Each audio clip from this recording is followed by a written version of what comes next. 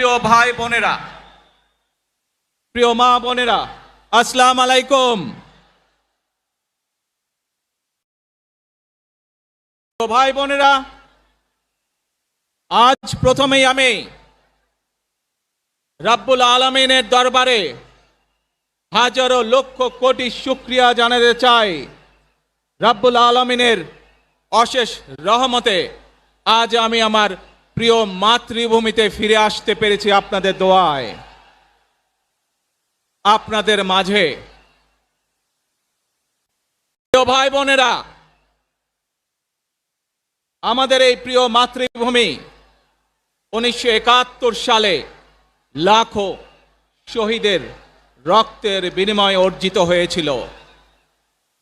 ঠিক একইভাবে 75-এ আবার 7ই নভেম্বর আধিপত্যবাদীদের হাত থেকে রক্ষার জন্য সেদিন সিপাহী জনতার বিপ্লবের মাধ্যমে আধিপত্যবাদের হাত